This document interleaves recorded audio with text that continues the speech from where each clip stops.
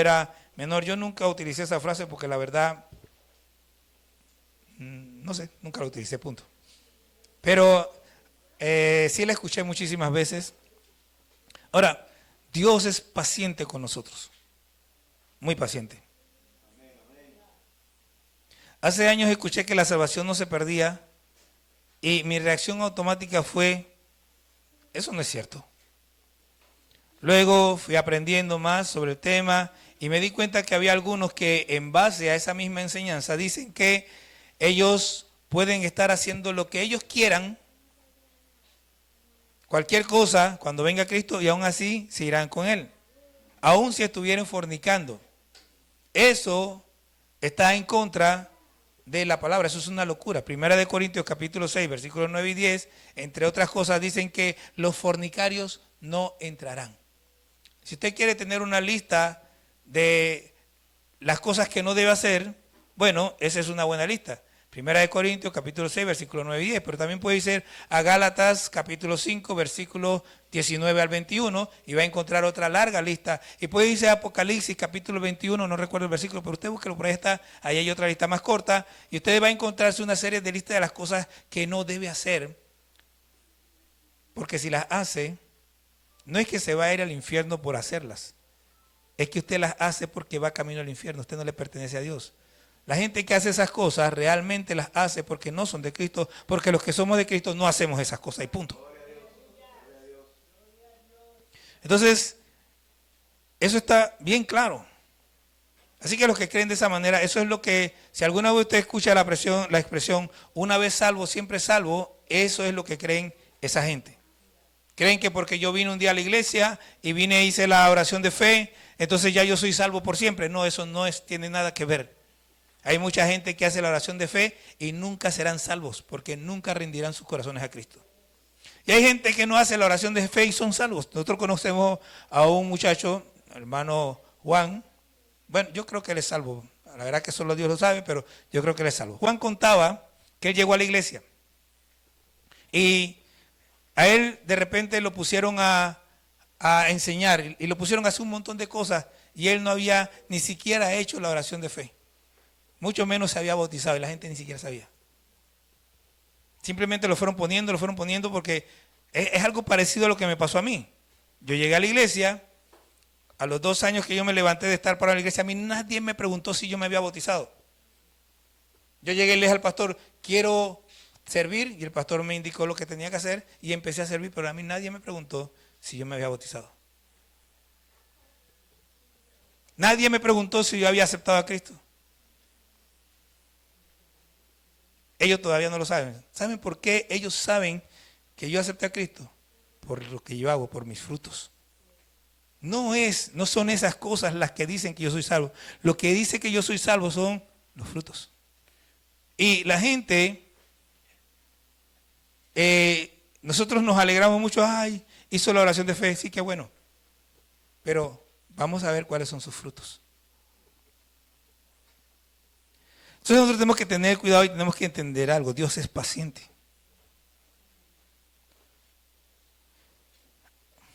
La razón por la que le explico esto es porque personas como esas menosprecian la paciencia de Dios. Es parte de lo que vamos a ver hace un rato y Raúl casi me arruina la prédica hace un ratito. Y llegado el momento, enfrentarán la justicia de Dios, la cual es según verdad. ¿Y qué significa eso? Bueno, usted puede tener una carita así de mosquita muerta aquí delante de mí. Es una frase que conocemos mucho en nuestra casa. Tú con tu carita de mosquita muerta, nos decían. Cuando hacíamos alguna cosa y estábamos así como que, yo no fui.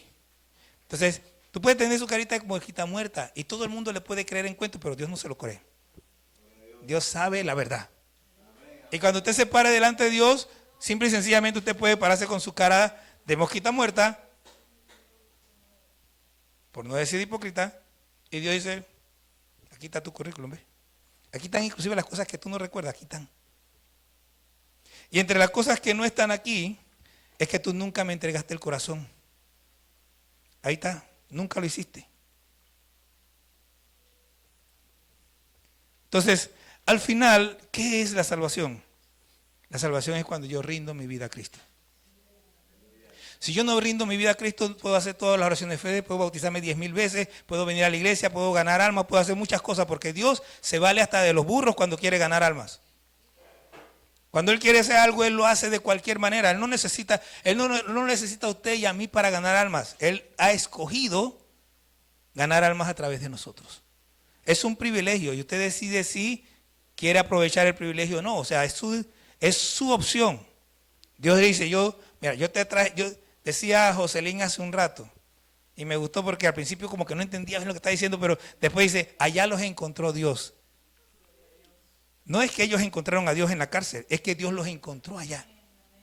Donde sea que usted abrió su corazón a Cristo, ahí Dios lo encontró a usted. No usted encontró a Dios, Dios lo encontró a usted. Porque usted era el que estaba perdido, Dios no está perdido. Dice Jesucristo, yo vine a buscar y a salvar lo que se había perdido. ¿Quién? Usted y yo. Pero Él no está perdido. No ha estado, nunca estará perdido. Entonces, nosotros tenemos que saber que Dios, no podemos jugar con Dios. No podemos hacernos lo rareza, porque Dios simple y sencillamente, hay una expresión, no recuerdo muy bien, quisiera recordar todo, pero lo importante es que dice, se reirá Dios de ellos. Se reirá Dios de ellos. Cuando usted quiera hacerse el vivo y no sé qué, Dios ahí está allá riéndose, que mira se está engañando solito porque yo sé hasta lo que va a hacer. Todavía no lo ha hecho y ya lo sé. Y él cree que me puede ocultar a mí lo que va a hacer. No, Dios ya lo sabe. Dios ya lo entiende. Dios sabe todas las cosas, pero usted cree que es más vivo que Dios. Engáñame a mí. Usted puede engañarme a mí todo lo que quiera, pero a Dios no puede engañarlo. Entonces, el apóstol Pablo en el capítulo 1 habla de la forma en que la gente menosprecia a Dios. Vamos a decirlo de otra manera. Dice, no toman en cuenta a Dios. Usted no toma en cuenta a Dios, está menospreciando a Dios. ¿Ok? Y lamentablemente esa frase le cae también a muchos cristianos, que no toman en cuenta a Dios para nada. Y que creen que pueden hacer algunas cosas y las pueden hacer bien si Dios dice, el Señor Jesús Dios, separado de mí nada podéis hacer. O sea, no hay manera de que yo pueda agradar a Dios si yo no estoy conectado con Cristo. No hay forma. Entonces, el apóstol Pablo viene hablando y habla de una serie de cosas que la gente hace que son desagradables a Dios, y termina el capítulo diciendo, quienes habiendo entendido el juicio de Dios, que los que practican tales cosas son dignos de muerte, no solo las hacen, sino que también se complacen con los que la practican. Y eso lo vimos la semana pasada. O sea, esto se me hizo a mí tan evidente cuando escuché la historia de David Wilkerson, que creo que se la conté la semana pasada, pero cómo Dios le habla a él y le dice que se estaba gozando en los homicidios cuando veía una película que es una ficción de vaquero. Dios le desagradable a eso. Entonces nosotros venimos y hacemos cosas y vemos, no, lo que pasa es que es solo una película. A Dios le desagrada y punto. ¿Usted cree que a Dios se divierte mucho con oye, se me ha olvidado esa cosa, con Avatar? Cómo estos llegan y tratan de destruir el supuesto planeta y ustedes creen, mire, ¿quién vio Avatar aquí? ¿Alguien vio Avatar? Ok, nada más Raúl y yo, qué bueno, nada más, el resto están bien, no tienen ningún problema. Pero ustedes no se dan cuenta, en Avatar el dios de la cosa era un árbol. Eso está hablando eso se llama animismo, el darle vida a las cosas inanimadas. Y esa película está promoviendo el animismo, que es anticristiano. Pero nosotros nos gozamos y decimos, no, a Dios le desagrada. No tiene nada de malo, a Dios le desagrada. ¿Te vas a ir para el infierno? Bueno, tal vez no, pero a Dios le desagrada. No se trata de si Dios me va a enviar al infierno o no. Se trata de entender qué es lo que agrada a Dios y qué no agrada a Dios, y hacer exactamente lo que yo entiendo que agrada a Dios. Y ya, No importa si, ay, Dios me va a mandar al infierno. No, eso no es el problema. El problema es que yo quiero agradar a Dios. El punto es que yo quiero agradar a Dios. Eso es lo importante. Ahora, siguiendo la línea, él entra en el capítulo 2, dice, por lo cual eres inexcusable, oh hombre, quien quiera que seas tú que juzgas. Pues en lo que juzgas a otro, te condenas a ti mismo, porque tú que juzgas haces lo mismo. Mas sabemos que el juicio de Dios contra los que practican tales cosas es según verdad. Y piensas esto, oh hombre, tú que juzgas a los que tal hacen y haces lo mismo, que tú escaparás del juicio de Dios. Oh. Capítulo 2, de versículo 1 y 2 al 3. Capítulo 2 de Romanos. Capítulo 2 de Romanos, versículo 1 al 3. Eres inexcusable, oh hombre, tú que juzgas. Mire, lamentablemente yo quisiera que esto apareciera como 100 veces en la Biblia, pero nada más aparece una vez hasta donde sé. Puede ser que esté en otro lugar. Pero ahí en 1 Corintios, capítulo 11, dice, si nos examinásemos a nosotros mismos, no seríamos condenados. Si en vez de estar mirando lo que hace aquel, yo estoy mirando lo que yo hago, y estoy trabajando en corregir. Yo no tengo que estar, ni siquiera Raúl, que es mi hermano, yo tengo que estar viendo si Raúl hace esto, lo otro, aquello. No, yo no tengo que estar, yo tengo que estar viendo qué es lo que yo hago, cómo yo me estoy comportando, si mi vida agrada a Dios o no agrada a Dios. Yo no tengo que estar juzgando ni siquiera a mi esposa. Si ella hace algo que no está bien, yo puedo sentarme, mi amor, me parece que esto no está bien, pero yo no la estoy mandando para el infierno por eso. No debo estar juzgando a los demás. Yo debo juzgar situaciones. Yo debo juzgar que alguna cosa que se hace está mal hecha. Pero una cosa es que yo, al juzgar que algo está mal hecho, diga que esa persona se va al infierno. Porque, por ejemplo, ahora yo digo que a Dios no le agrada ver películas. Y como yo no veo películas, los demás que ven películas se van para el infierno. No, a mí no toca juzgar eso. Yo estoy seguro que a Dios no le agrada. Y yo no lo hago porque yo estoy seguro que a Dios no le agrada. Pero si otro lo hace, allá es él con Dios. Yo puedo decirle, mira, tú sabes que, ¿tú crees que a Dios le agrada eso?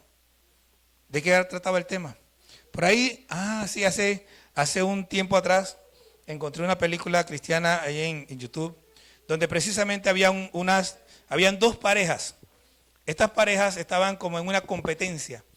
A ver, ellos querían romper un récord de ver más películas, o sea, ver películas en estreno.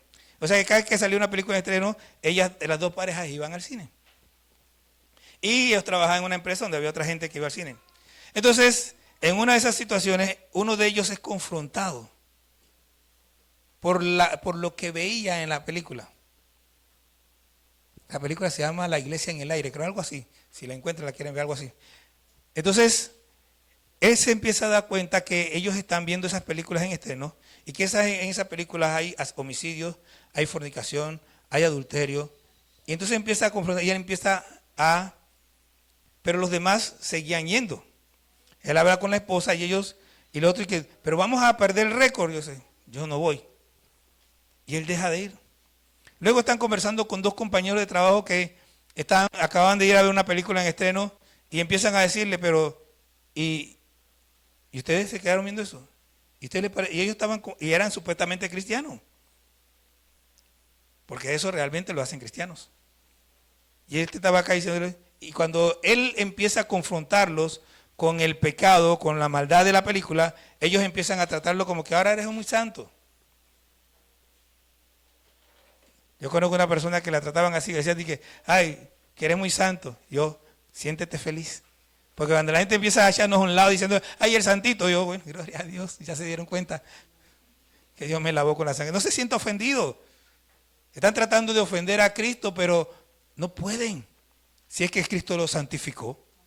Si cuando usted empieza a comportarse como Cristo, la gente empieza a criticarlo, siéntase feliz. A veces uno se encuentra con eso y se encuentra con eso en la casa de uno. Entonces, uno tiene que examinarse a uno y no estar juzgando lo que otro hace. O más bien a la otra persona. Lo primero que tienes que ver es que yo no estoy haciendo lo que esa persona hace.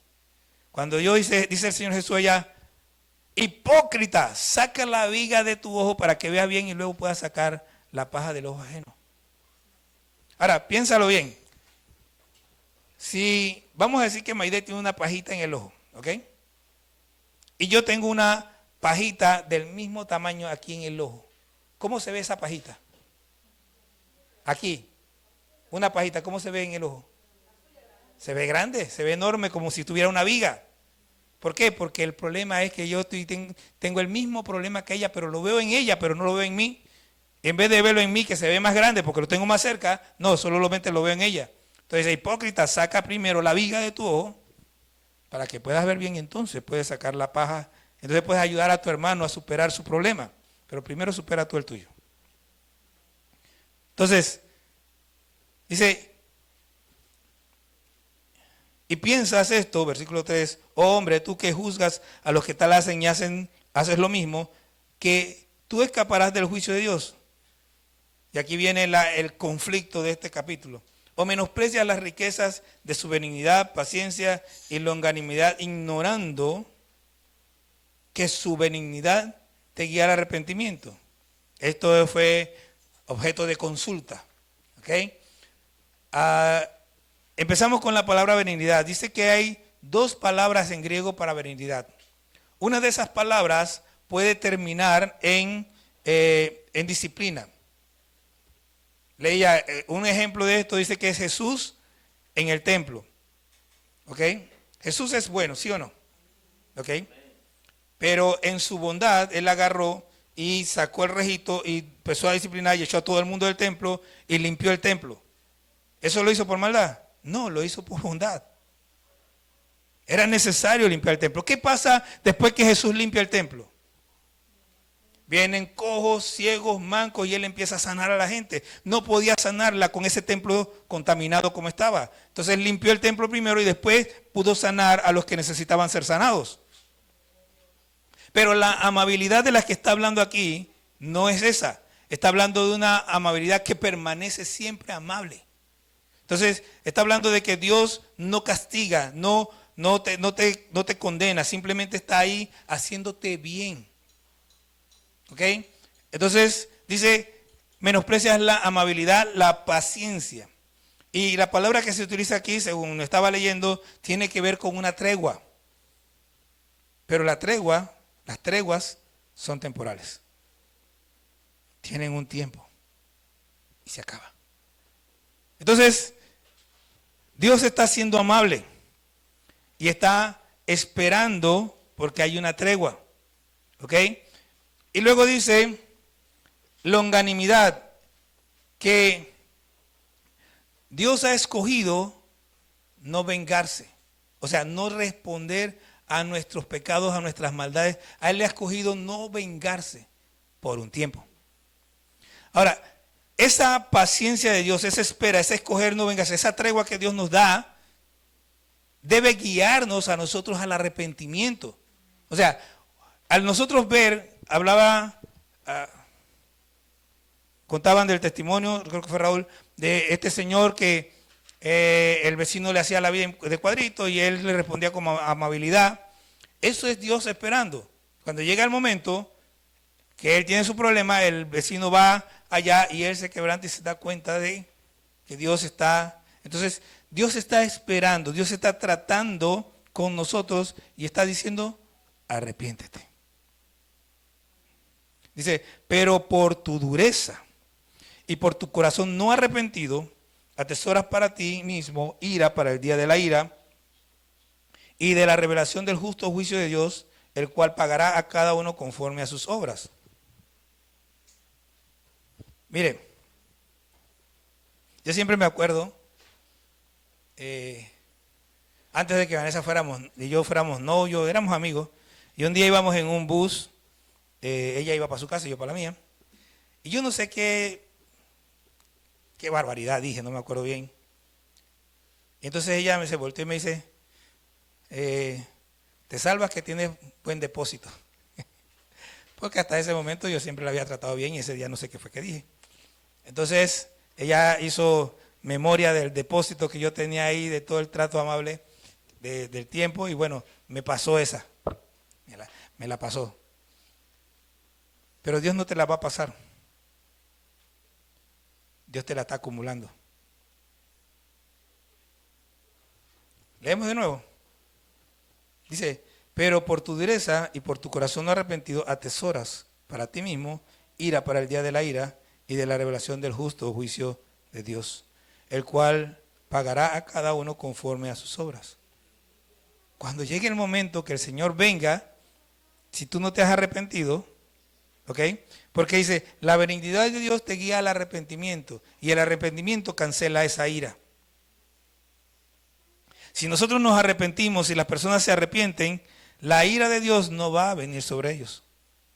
Pero si la persona no se arrepiente, dice aquí, está acumulando ira para el día de la ira. Dice el versículo 7, vida eterna a los que perseverando en hacer bien, buscan gloria y honra e inmortalidad. Y eso no está diciendo ahí que uno hace el bien porque uno está buscando eso, sino que al hacer bien, eso es lo que vamos a recibir. O sea, cuando dice aquí, vida eterna a los que perseverando hacer bien buscan, eso no es que yo estoy haciendo bien buscando recibir gloria y honra e inmortalidad. Lo que está diciendo ahí es que al hacer eso, la recompensa que voy a recibir es gloria, honra e inmortalidad. ¿Okay? No es algo que yo tengo en mi cabeza pensando, es que voy a... No, yo estoy simplemente sirviendo a Dios para que llegado el momento, cuando yo me encuentre con Él, Él haga lo que solamente Él puede hacer. Dice, pero ira y enojo a los que son contenciosos y no obedecen a la verdad, sino que obedecen a la injusticia. Tribulación y angustia sobre todo ser humano que hace lo malo, el judío primeramente y también el griego. Entonces, aquellos que no quieren seguir a Cristo, aquellos que no quieren hacer, aquellos que tienen, de eso que menciona acá, que pero por tu dureza y por tu corazón no arrepentido, ¿qué van a recibir? Van a recibir ira, van a recibir enojo, van a recibir tribulación y angustia cuando llegue el momento. Pero gloria y honra y paz. Mire, en el versículo 7 que dice que buscan gloria y honra e inmortalidad. En el versículo 10 dice que van a recibir, pero gloria, honra y paz a todo el que hace lo bueno, al judío primeramente y también al griego. Y la expresión al judío primeramente también quiere decir a todo el mundo. El apóstol Pablo está dividiendo toda la humanidad en dos tipos. Judíos y griegos, son todos. Entonces, si nosotros no hacemos las cosas que debemos hacer, cómo debemos hacer, cuándo debemos hacerlas, al final vamos a encontrarnos con Dios. Está establecido para los hombres que mueran una sola vez y después de esto el juicio. Todos vamos a encontrarnos, dice el apóstol Pablo, porque es necesario que todos comparezcamos ante el tribunal de Cristo. Y cuando dijo eso se refería a los cristianos. Ahí no está hablando de los inconversos, solamente está hablando de los cristianos. Todos nosotros como cristianos vamos a estar delante de Cristo para recibir de acuerdo a cuáles sean nuestras obras. Así que la pregunta es, ¿cuáles son tus obras? ¿Qué vas a presentar delante de Cristo cuando estés con Él? ¿Qué le vas a mostrar? ¿Cuáles son tus credenciales? ¿Será que levantarás la cabeza o que la agacharás? ¿Qué será? Porque no hay acepción de personas para con Dios. A Dios le da igual si eres alto, bajo, gordo, flaco, si eres judío, gringo, a Él le da igual. Porque el único grande y el único importante en el universo es Dios. Todos los demás estamos por debajo de Él. Y no existe tal cosa como que este gran hombre para Dios simple y sencillamente es un hombre. No hay tal cosa. Para Dios es igual. Y cuando te pares delante de Él, Él te va a ver como un hombre. Y va a ver cuáles son tus obras. Coge. Esto es lo que tienes. Así que si quieres realmente pararte delante de Dios y no agachar la cabeza, por lo menos, o no recibir, ¿cómo es que dice? A ver, ¿cómo que dice? Tribulación y angustia, tienes que caminar rectamente con Dios. Muchas veces me han preguntado, y la primera vez que me preguntaron esto fue por allá por 1997, más o menos. Entró una muchacha cristiana, entró a mi oficina y me dice, pero hermano, ¿y qué pasó con esa gente por allá por las montañas que nunca han escuchado de Cristo?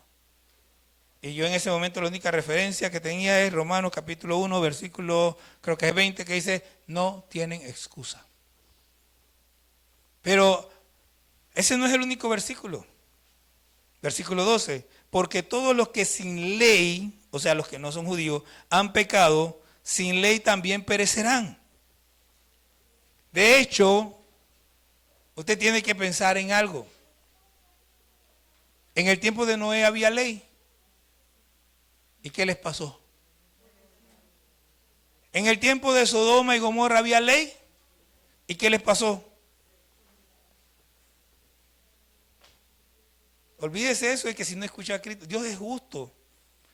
Dios no va a ser injusto con nadie. Usted no se preocupe por los que están en la montaña, preocúpese por usted. Preocúpese por los que tiene a su alrededor, por aquellos a los que puede predicar el evangelio. No esté pensando en aquellos que no puede alcanzar. ¿Para qué? No pierda su tiempo en eso. A menos que Dios le esté llamando y entonces usted prepárese y vaya allá y no esté preguntándome a mí. Vaya allá a hacer lo que Dios le está mandando a hacer. No quiera venir a escudarse conmigo.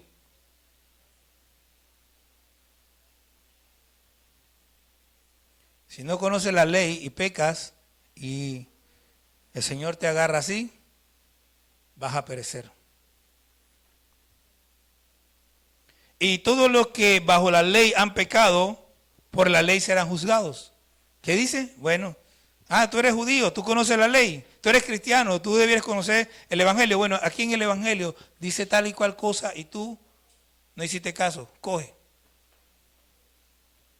Vas a ser juzgado de acuerdo a lo que dice la ley. ¿Cuál es la ley que nosotros tenemos? Una sola ley. Podemos dividirla en diferentes cosas, pero hay una sola ley. ¿Cuál es la ley que nosotros tenemos? Solo tenemos una ley. Es una sola palabra. Amor. Nuestra ley es el amor. Ya leímos la otra vez, el cumplimiento de la ley es el amor. Ahora, el amor a Dios, el amor al prójimo, el amor entre nosotros, el amor. Esa es nuestra ley. Si nosotros vivimos de acuerdo, si entendemos esa ley y vivimos de acuerdo a ella, no vamos a ser juzgados. La Biblia nos manda a amar a nuestro enemigo. Y si nos manda a mandar a amar a nuestros enemigos, imagínense a nuestros amigos, a nuestros parientes, a los demás, tenemos que amarlos más todavía. O por lo menos igual.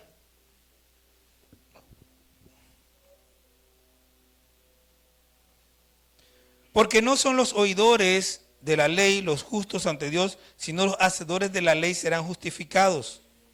Usted puede venir aquí y escucharme predicar todos los días, pero si usted sale por esa puerta y no hace nada de lo que la palabra le dice, entonces usted va a ser juzgado. Porque no se trata de que usted oiga, ¡ay, qué bonito predica ese pastor! Bueno, gracias por lo que me toca. Pero no importa qué bonito predica el pastor, la pregunta es, ¿estás obedeciendo? Estás leyendo, ay pastor, mire lo que dice aquí, oye, está tremendo, pero ¿estás obedeciendo? La pregunta siempre va a ser la misma, ¿estás obedeciendo? Esa es la pregunta.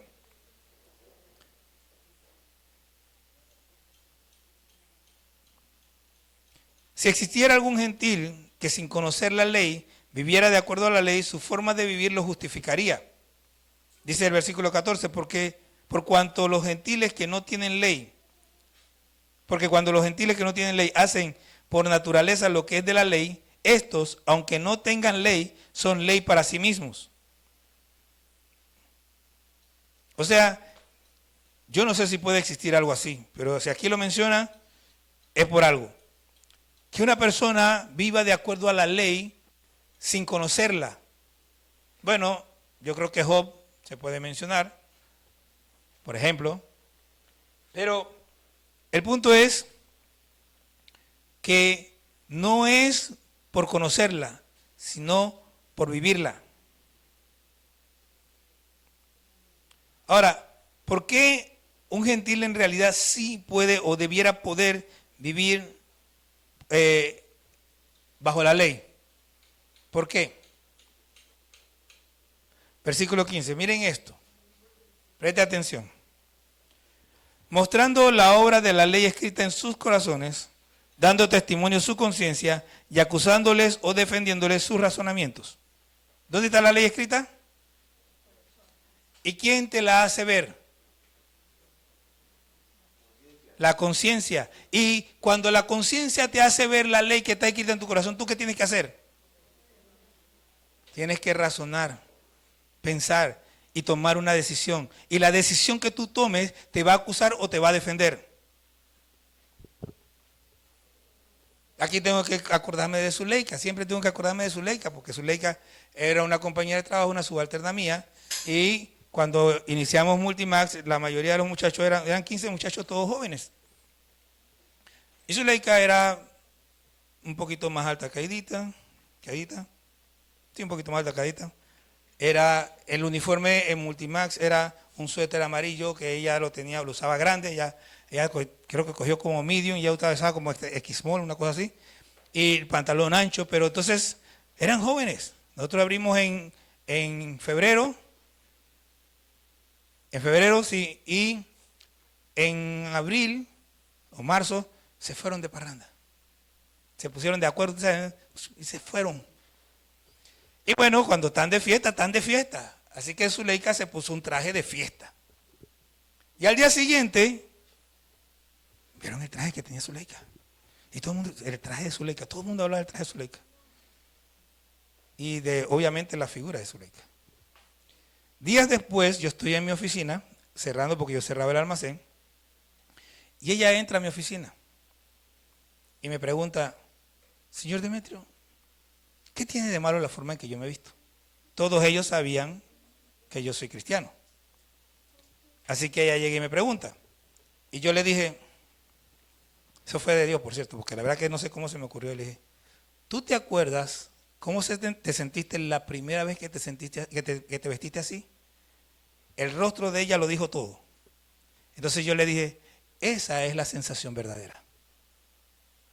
Cuando se visten, si no te agarran de bebé, cuando tú no entiendes nada, porque eso es lo que hacen ahora, lo agarran de bebé y le empiezan a poner esas porquerías y cuando ya tienen 5 años ya no pueden distinguir nada, pero cuando te agarran a los 5 años y te lo ponen, la niña se siente como que, y se siente incómoda porque sabe, la conciencia le está diciendo, eso está mal, pero empieza la gente a decirle, ay, lo que pasa es que está bonita, mira qué linda se ve, y la niña empieza a decir, y mira qué bonito le queda, y mira las piernas y no sé qué, y cuando ve, le cauterizan la conciencia y ya no entiende una cosa de la otra.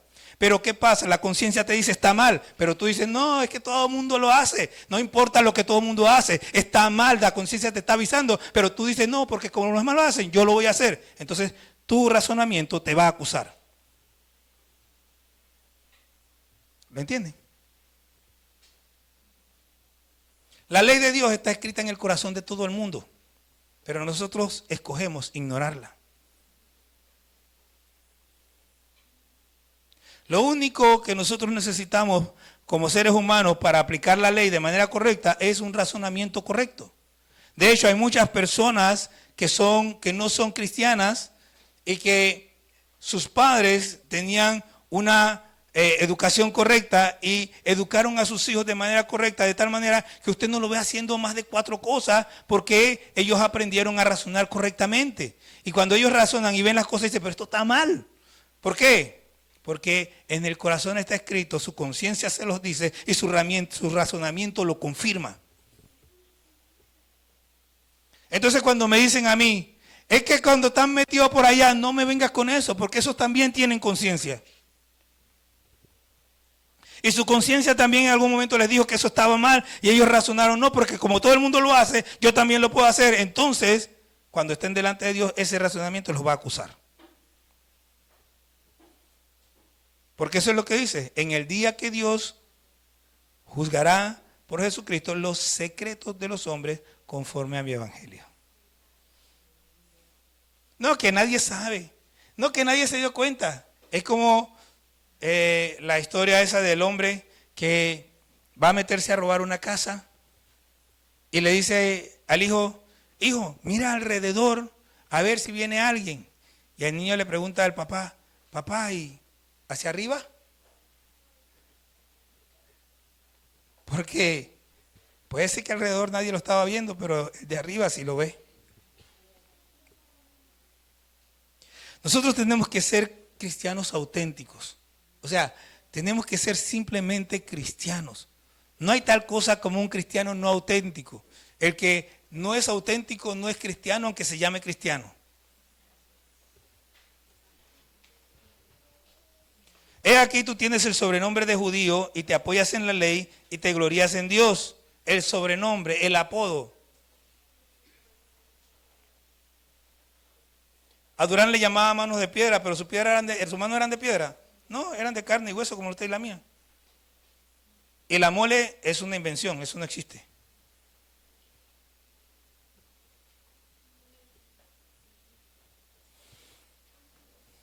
Un apodo es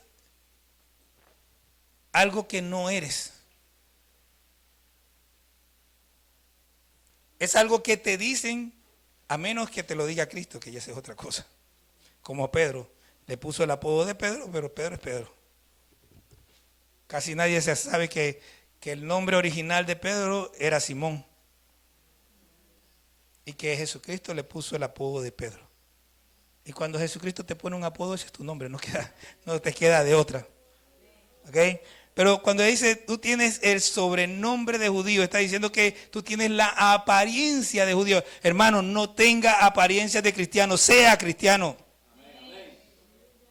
Dice, y conoces la voluntad, su voluntad, y te glorías en Dios y conoces su voluntad e instruido por la ley apruebas lo que es mejor. Como cristiano, se supone que conoce usted cuál es la voluntad de Dios. Dice allá, aquí mismo en Romanos capítulo 12, para que comprobéis la buena voluntad de Dios, agradable y perfecta. Transformados por medio de la renovación de vuestro entendimiento. Transformados. ¿Usted sabe cuál es el problema del cristiano? ¿Usted sabe por qué el cristiano no conoce, no entiende cuál es la voluntad de Dios? Porque no se quiere transformar. ¿Usted sabe cuál es el problema del cristiano? Es que me da pereza leer, es que no tengo tiempo de leer, es que no sé qué, no te quieres transformar. Porque la única manera que tú puedas transformar tu entendimiento es trayendo algo nuevo, algo que te cambie. Y lo único que te cambie y que te pueda hacer comprobar cuál es la buena voluntad de Dios, agradable y perfecta, es la palabra de Dios. Y si no la quieres leer, nunca, nunca jamás podrás ser transformado. No va a pasar. Así que si usted no lee la Biblia, no la estudia, usted no sabe, no entiende, no conoce la voluntad de Dios. No trate de enseñarle nada a nadie porque no tiene nada que enseñar. Como cristiano, se supone, versículo 19 dice, y confías en que eres guía de los ciegos y luz de los que están en tinieblas. Se supone que somos luz del mundo. Ahora, si yo le pregunto, ¿cómo es que los cristianos somos luz del mundo? Y no me conteste, no se preocupe, no le voy a poner ese predicamento. Pero es que la mayoría ni siquiera lo lee. Porque el Señor Jesús lo explicó. Él no explicó lo que era ser sal de la tierra. ¿Ok? Él no explicó. Dice, ustedes son la sal de la tierra. Pero no lo explicó. Pero Él explicó claramente qué era ser luz del mundo. Él lo dijo. Así alumbre vuestra luz delante de los hombres para que vean vuestras buenas obras. Yo soy luz del mundo cuando yo me comporto como cristiano, cuando yo vivo como cristiano, cuando yo hago las obras del Señor. Entonces yo soy luz del mundo. De otra manera no. Mis palabras no me hacen luz del mundo. Mis palabras me hacen sal de la tierra. Pero mi conducta muestra a la gente. Ok, ¿cuál es la diferencia? La diferencia entre, cómo yo percibo la luz. No, pero ¿cómo la percibo? ¿Por medio de qué la percibo? Por medio de la vista. Así que, para que la gente pueda captar la luz que hay en usted, usted tiene que mostrarla. Ellos tienen que verla. Si no la ven, entonces no pueden darse cuenta que usted es luz. Usted tiene que vivir como cristiano. Y cuando usted vive como cristiano, eso alumbra. Algunos lo llamarán por un tiempo, mira este bobo lo que se deja hacer. Pero con el paso del tiempo van a decir, oye, de verdad te admiro. Recuerdo la historia de este hombre que lo metieron en la cárcel y que los guardias mandaron a que lo patearan y le dijeron a los compañeros que le dieran una golpiza tremenda y el hombre no dijo ni a. Se quedó calladito mientras lo pateaban y lo golpeaban y lo maltrataban. Y cuando ya terminaron de maltratar, uno le preguntó, pero ¿por qué no gritaste? ¿Por qué no dijiste nada? Dice, porque yo sé que si yo grito, los guardias van a venir y van a maltratarlos a ustedes por estarme haciendo daño. O sea, él no gritó para que los que lo estaban maltratando no fueran castigados. Y eso hizo que más de uno se convirtiera. Eso es ser luz. Ay, hermano, pero no, es que la pregunta es, ¿usted de quién es? Porque Dios no lo mandó a este mundo, no lo dejó en este mundo para que usted tenga un paseo en el parque. Para que usted esté siempre pensando en que, ay, ¿a dónde me voy a viajar? Quiero ir a Decameron, quiero ir. Porque así se la pasa a muchos cristianos. De paseo en paseo. ¿Y hay algo malo en pasear? No. Lo malo está en que no vives para Cristo. Ese es el problema. Como cristianos se supone que debemos enseñar a otros el camino de la verdad. Versículo 20, instructor, dice, eres instructor de los indoctos, maestro de los niños, que tienes en la ley la forma de la ciencia y de la verdad. Se supone que la gente debe conocer a Cristo por nosotros. Se supone que los niños deben entender lo que es vivir para Cristo por nosotros. Se supone. Aquí se lo está diciendo a los judíos, pero aplica igualmente a nosotros. Porque eso no nos lo está diciendo a los cristianos, eso lo está diciendo a los judíos. Pero ahora nosotros estamos en la misma posición que ellos. Si nosotros no cumplimos con los mandamientos, quedamos descalificados de enseñar a otros. Versículo 21, tú pues que enseñas a otros, ¿no te enseñas a ti mismo? Tú que predicas que no se ha de hurtar, hurtas. Tú que dices que no se ha de adulterar, adulteras. Tú que abominas de los ídolos, cometes sacrilegio. Tú que te jactas de la ley, con infracción de la ley, deshonras a Dios.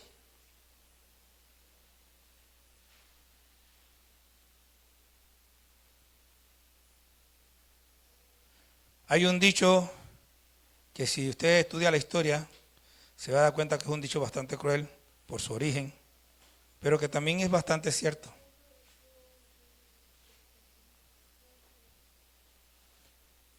La mujer del César no solo debe serlo, sino también parecerlo. Usted no solamente debe ser cristiano, sino que también debe parecer cristiano. La gente tiene que ver a usted, a Cristo en usted, tiene que verlo en mí, tiene que verlo en nosotros. Ellos tienen que ver lo que Cristo ha hecho en su vida, lo que ha hecho en la mía.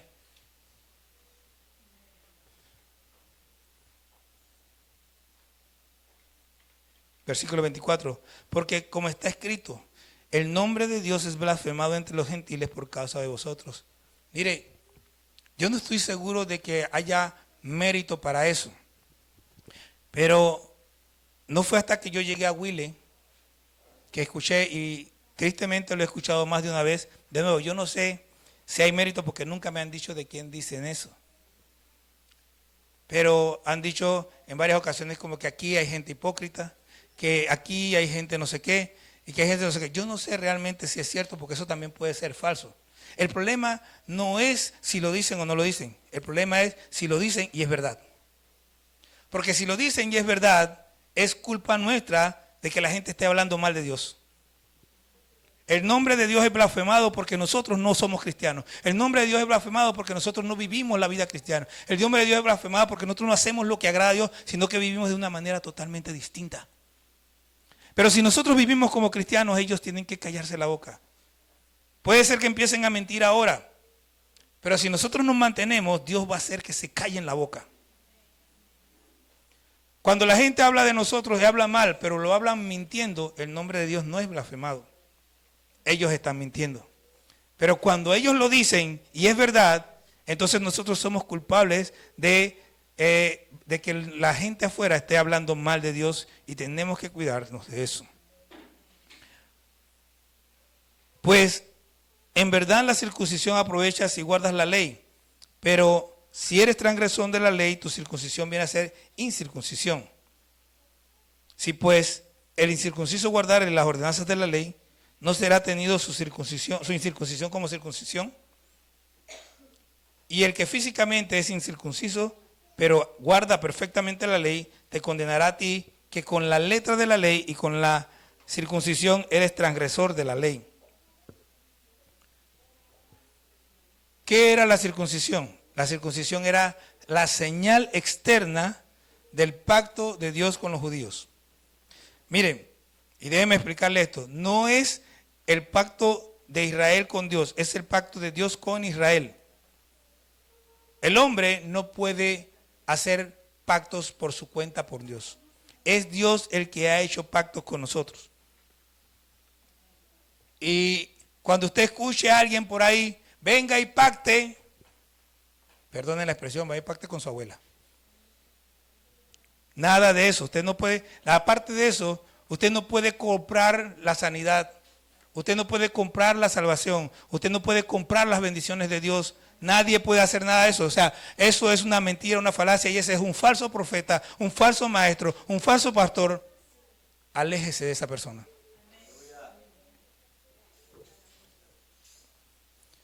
El verdadero cristiano, como era el judío en aquel momento,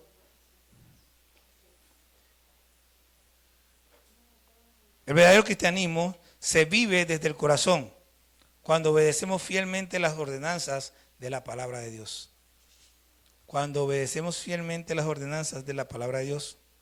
Por eso es que no es judío el que lo es en el exterior, ni es la circuncisión la que se hace exterior en la carne, sino que es judío el que lo es en lo interior, y la circuncisión es la del corazón, en espíritu, no en letra, la alabanza del cual no viene de los hombres, sino de Dios. Cuando usted vive, esto es algo, déjeme ver si puedo explicarle esto, ¿ok? Porque ahí dice, la alabanza del cual no viene de los hombres, sino de Dios. Cuando usted está viviendo para Dios, ¿ok? Puede ocurrir muchas cosas. Puede ser que tenga una vida tranquila por un tiempo, pero de repente el enemigo la coge con usted.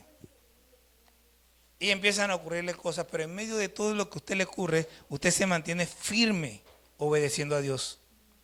¿Ok? Y puede ser que todo el mundo hable mal de usted, pero llegado el momento, Dios va a hacer algo que hará que todo se caiga en la boca. Dios va a mostrar que usted es su hijo. Y cuando Dios muestre que usted es su hijo, todos sabrán que Dios es el que está intercediendo por ustedes.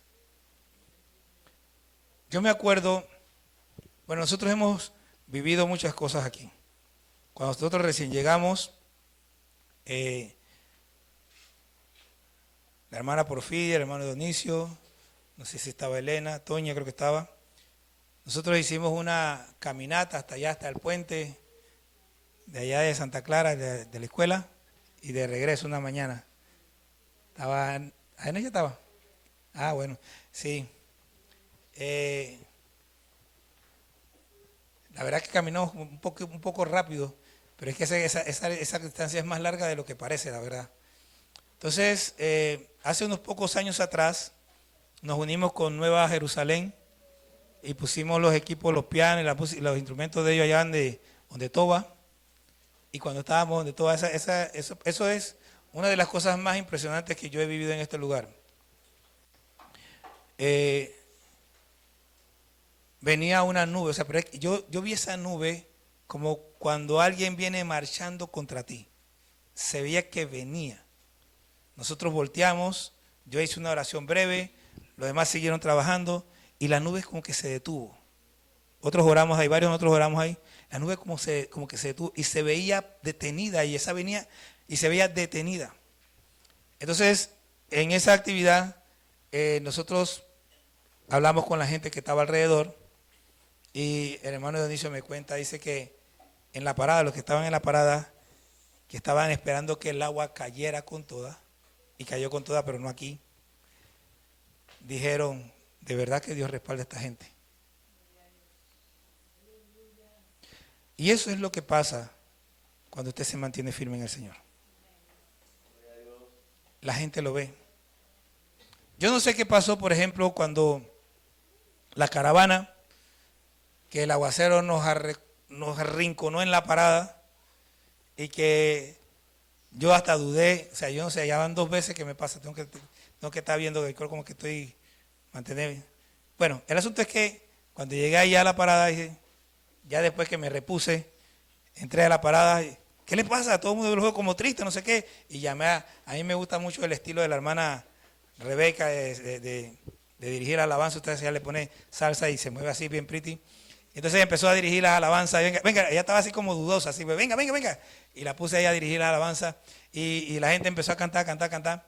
Y bueno, cuando ella terminó de cantar, entonces le digo a la gente, mire, no pidan nada, no clamen nada.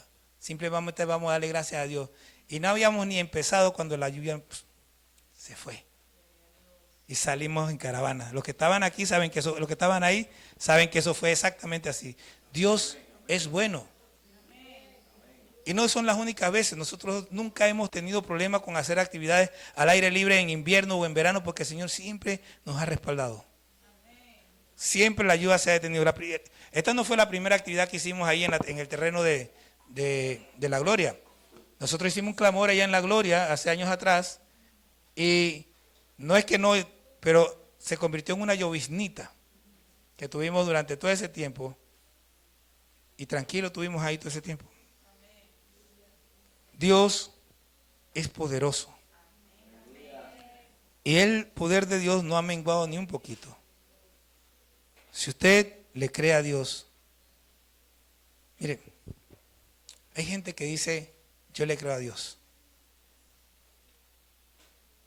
pero no le creen nada a Dios.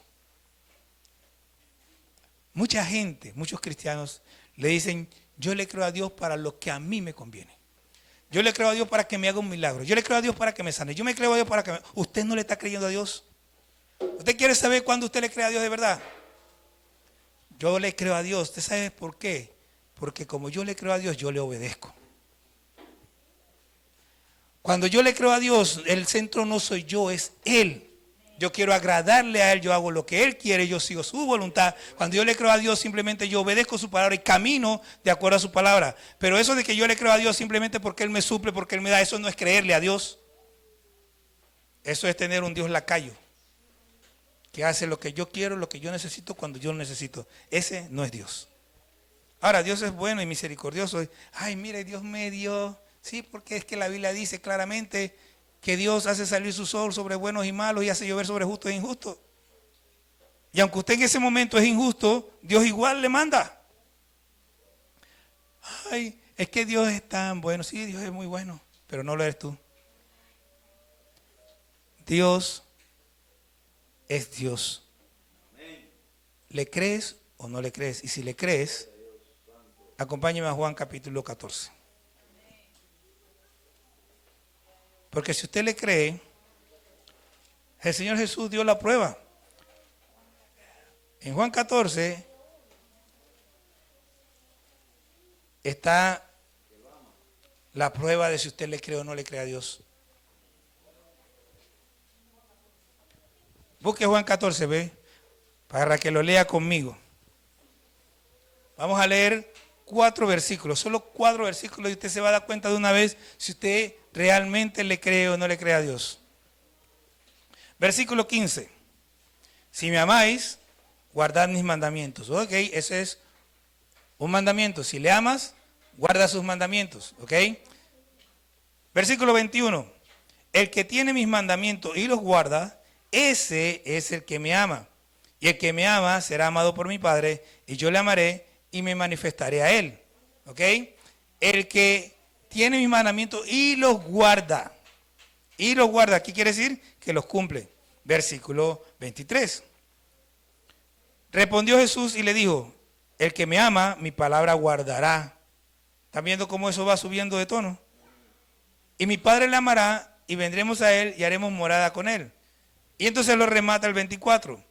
El que no me ama no guarda mis palabras y la palabra que habéis oído no es mía, sino del Padre que me envió. ¿Se dio cuenta? Esa es la prueba. No es que, ay, yo le creí a Dios y me suplió. No, Dios es bueno. Dios es bueno. A mí me sorprende mucho en el libro de Oseas, no lo vamos a leer, pero si usted lee el libro de Oseas, Dios manda a Oseas a casarse con una mujer no muy buena, y la mujer vive con Oseas un tiempo y después se va y tiene un poco de amantes, y hay un momento en que la palabra dice que ella no sabía que los regalos que le daban sus amantes era yo que se los mandaba. ¿Sabe lo que eso significa? ¿Ustedes tienen idea de lo que eso significa? Esa mujer ramera representa a la iglesia, representa a Israel. ¿Ok? Representa cualquier persona idólatra que va a un ídolo y le pide por su sanidad y recibe la sanidad. ¿El ídolo tiene poder para sanar? ¿Quién es el que tiene poder para sanar? El ídolo no puede hacer nada. Y ella no sabía que quien le daba los obsequios, quien le mandaba era yo, no sus amantes.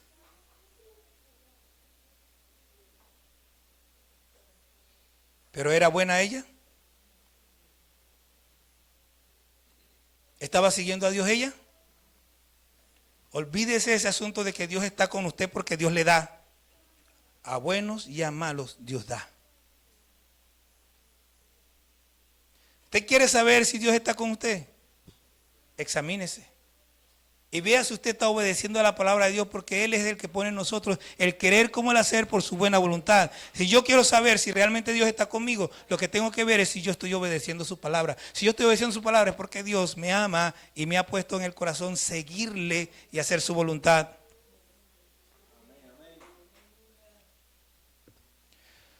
Nosotros debemos darnos cuenta y quizás ayudar a otros a darse cuenta que estamos viviendo en tiempos de tregua con Dios.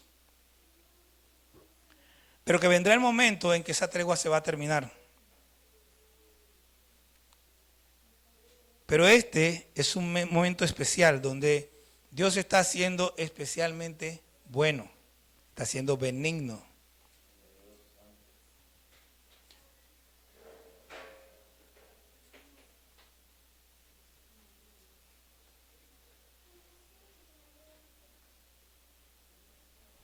Dios está siendo especialmente amable en este tiempo y no nos está castigando como debiera, pero eso va a terminar.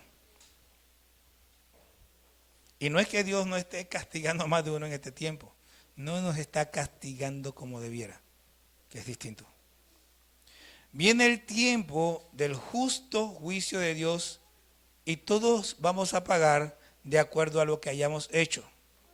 Los que sin conocimiento de la ley pecan, perecerán por sus pecados. Y los que, debiendo conocer la ley, pequemos o pequen, serán juzgados de acuerdo a la misma ley. Y por esos pecados serán condenados. Sea un cristiano auténtico. Que cuando las personas te vean, te oigan, hablen contigo o lo que sea que hagan contigo, sientan que Cristo está en ti. Que vean a Cristo en todo lo que hagas. De modo que si el nombre del Señor es blasfemado en ti, sea porque ellos están mal y no porque tú lo estés. Sea porque ellos te quieren calumniar y no porque tú estás viviendo de manera desagradable al Señor. Estamos a tiempo de corregir nuestro camino. Y es momento de que usted haga su reflexión. Examínese. Examínese.